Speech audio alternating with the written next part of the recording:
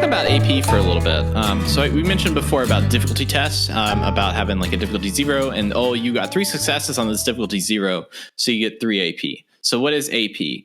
AP is essentially a currency that you use. It's in the regular Fallout games that you use to do actions within VATS, but in this game, it's kind of like a way to buy dice to improve your rolls. So let's say that you started this and you had 2 difficulty 0 tests, and you got 2 successes on there. So that bumps you up. That gives you in total 2 AP for both of the difficulty tests, and in total you get 4 AP.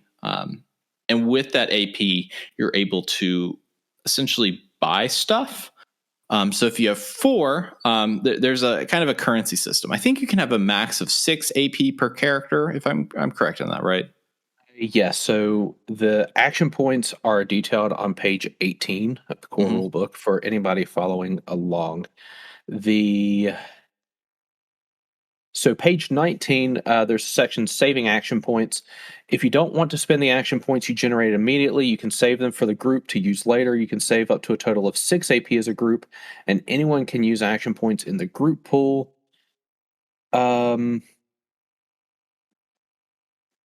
The way that I've always run this is essentially every time you rest, your pool, that your immediate time that you can use your AP is gone. So everything that you have, like let's say the group has like 12 AP across the board, they're only going to get 6 when they wake up because that's what's in the pool. So the pool is essentially what I always classify it as is the bank of when you rest.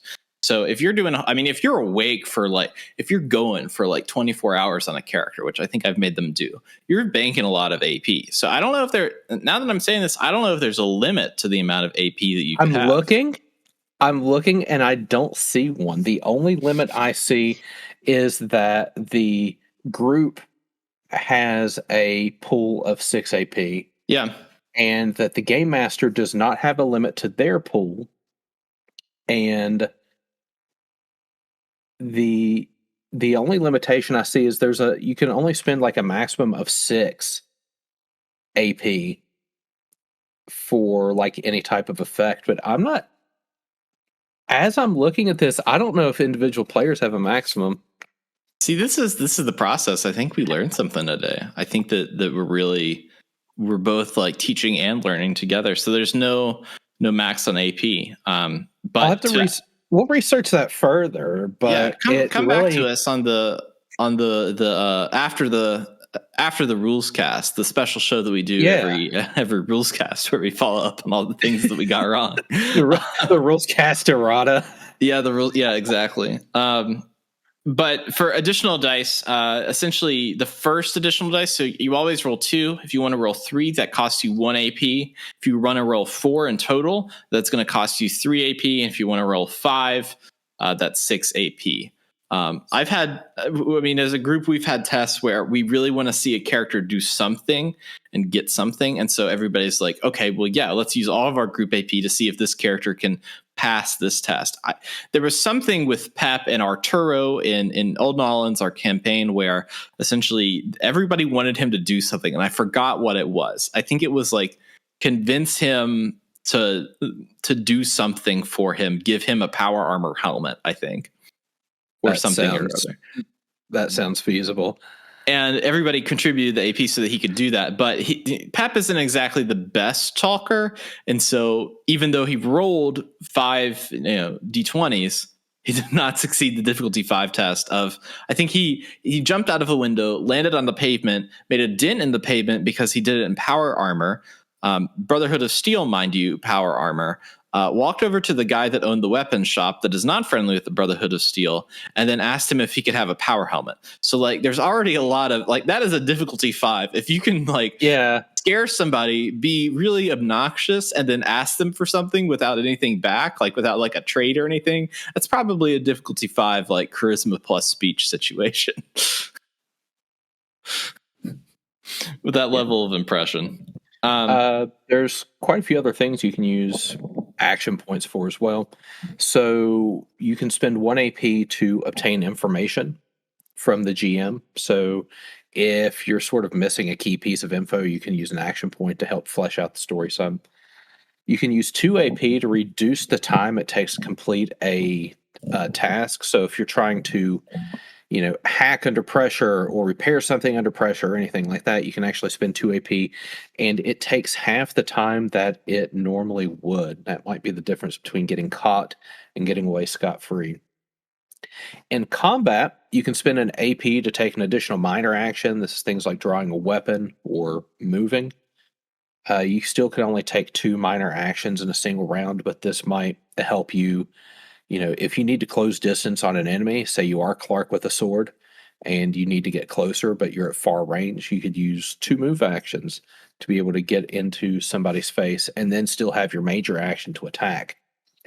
That said, you can spend 2 AP to take an extra major action. So let's say Clark wants to take 2 swings with his sword.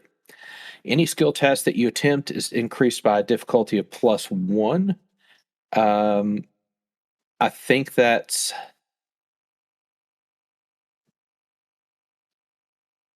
I guess that's cumulative. I'm taking a look at the wording on page 18. Take 1 additional major action on your turn. Any skill test you must attempt is increased in difficulty by +1. So I guess that's probably for. No, Yeah, because you don't have to. You don't have to commit to taking the extra major action until after the first one's done, though. So I'm that's thinking that's true. probably for the second major action. Yeah, Because why would you commit to spending those AP if your first attack was going to be +1? So right. the way I would interpret it is, since you can take that AP whenever, it probably only affects the second attack. So, if you're already throwing 2d20, and let's say you are, you specialize in a particular gun or something like that. You've got high perception, you've got high skills, and you're hitting on 14 or better. The chances are good that you might actually get those 2 successes anyway, because like if you're Lonnie Haybear and you've got attack skill of energy weapons and you're looking 4s or better to crit and like 13 or 14 or better to hit, hitting a difficulty 2 is probably going to be fairly easy, especially if you already hit that difficulty 1 and generated AP. You might generate enough AP to be able to use the major action again. Yeah. The last thing the book details you can do with AP is you can do extra damage with melee or thrown weapons. So if you hit with a melee weapon or a thrown weapon, you can spend every AP you spend up to 3, you get an additional damage die. Now, the reason you can't do this with ranged weapons is because ranged weapons have something called a fire rate, which lets you do something similar with the currency being ammo instead of AP. So this helps. I imagine this helps melee weapons and thrown weapons be a bit more scalable to ranged weapons in some way. I think yeah. that's. I don't think we've ever done extra damage. I know that we've taken additional minor action and major action before in our play, but I don't think we've done extra damage. Well, Lonnie wouldn't, because Lonnie's always using energy weapons, which means I'm relying on the fire rate and therefore my ammo to be able to do that. I'm not sure Pep has used melee too much. Hazel uses thrown weapons. Pep uses melee on occasion, and Clark really likes using melee, but I think Clark has a different perk that he uses to juice his attacks some. So I think you're right. I think you're right about that. AP, honestly, like, it takes away, like in D&D 5e, which we're going to be making the comparisons the whole time. Just, put your seatbelts on, strap in, get ready. It's the rocket ride. The DMs give advantage or disadvantage based on stuff. It's like, okay, well, you're using that, like, you've had a good success point up until now, and you're really skilled in this thing. With the skill plus attribute test of the 2d20 system and AP, I don't have to generate advantage or disadvantage or think about how characters are going to react to that kind of stuff based on their results that far. They're already given currency that they can use to get to increase their odds to get that success. I think that's one thing that AP is really good for manipulating that system. It puts like your D&D advantage or disadvantage system in the player's hands to be like, okay, yeah, I have advantage because I have 3 AP, so I'm going to add 2 AP to my pulse. I'm rolling 4 dice for this difficulty 1 skill test. And hey, if I roll 4 dice for this and I get 4 successes or whatever, then I just get that AP right back and I can spend that later. So like if you are really confident in something, you can even like get on a roll with yourself.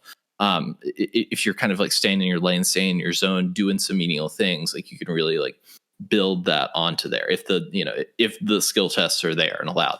Some like oftentimes some of the when we were robbing the museum, a lot of those difficulty tests were pretty low because Pap was doing a distraction. So it was like everybody was sneaking around at a difficulty 0 or 1 because the horde was elsewhere. The horde got closer as the episode went on, and it's like, okay, now those difficulty tests get harder. But we've banked AP from something else so that we can use to spend to do whatever. In that episode, it was like explode barrels and try to run through ghouls with our power armor on without a helmet on, which also did not work very well. But stuff like that. And as a GM, you can control the flow of action points too, because action points are generated when people absolutely destroy skill tests. Yeah. And some things don't require skill tests. The book actually tells you this. So if your character wants to tie their shoes, this doesn't have to be like a difficulty 0 agility and repair that they do on their shoe that generates AP. If something's just simple enough, you can give it to them. And if it seems like players are fishing for it, you could just give it to them. Right.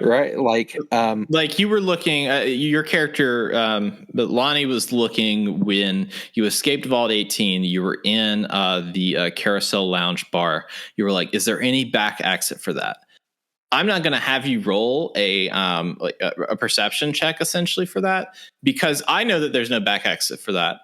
Like there was only like one way. It was either, okay, like try to sneak out or have a confrontation with the group outside. There was no like extra back exit for there. So there would be no point in me being like, okay, here's a skill test.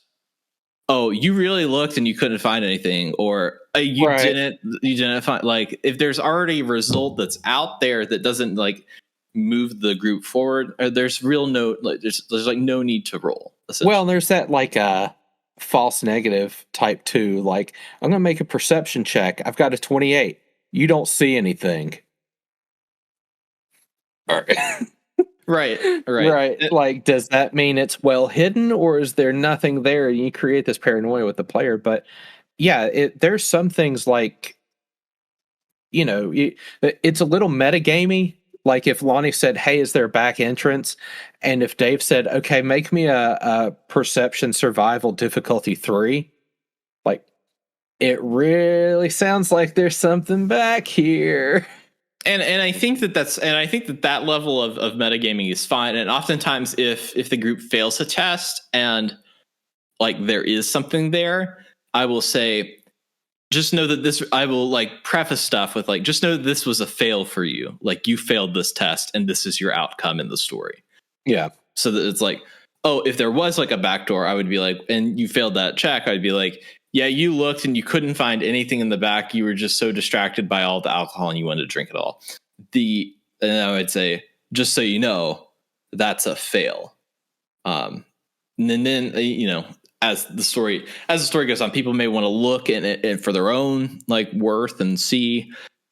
Generally, if people are doing the same skill test over and over, and I am personally tired of running it, I will increase difficulty as time goes on.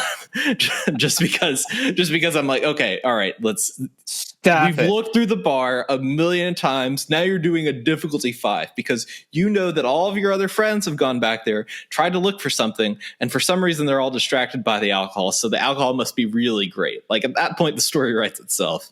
Yeah. But yeah, the GM is in control of doling those out. Yeah. And the fate accelerated, fate core, fate condensed, all those sort of run off the same thing. If you give your players opportunities to do stuff, in those games, you can create these aspects and stuff that'll help out later in the game. So if it feels like your players need a little bit more help, you can juice it a little bit with some easy, like you heard a sound, or you thought you overheard some conversation, or something that's like a difficulty 0, difficulty 1 to sort of get them in a groove, generate a few AP. Or you could potentially starve them too, because if there's no skill checks, there's no AP. So I believe there's a balance there, and definitely like in the session that's coming out that came out this week, the party fought a Yagwai, and at the beginning, I think I made the snap decision to give some AP out because you've got these Brotherhood of Steel initiates that you can use, and they require AP for fuel. And we hadn't really established if anyone had any AP for fuel. So okay, everyone gets some AP. But yeah, they are a nice resource for players. And you have to, from a GM perspective, like you have to understand, like even a difficulty 0, people are going to fail, even if they are spec'd out for whatever. They got a 10 in strength and a 5 in melee, and it's a 15. They could it's a 25% chance. Yeah, you got a 25% chance of failing, and a 5% chance of like failing critically. Generally, and this is kind of in a game mastering perspective, the way I do it is like I am free and clear to use difficulty 0 through 2 for most story things that I have planned. Like if we're coming into a story based thing and it's a difficulty 0 through 2, that's generally like stuff that I have planned. If our group typically tends to have a wacky idea here and there, and generally that's where I'm like, okay, because I'm always down. I'm down for whatever. I'm like, okay, but difficulty 3, 4, and 5 are kind of where that is. If it's something that's like really crucial to that story, if there's like some like real test or I want them to get it, I'll say difficulty 3. But it's kind of like movie reviews or video game reviews. Like a lot of games are like 6, 7, 8, 9, and very few are 5 and below. And that's kind of like skill tests. Like there's a lot of 0 through 2 skill tests, but not very many 3 through 5.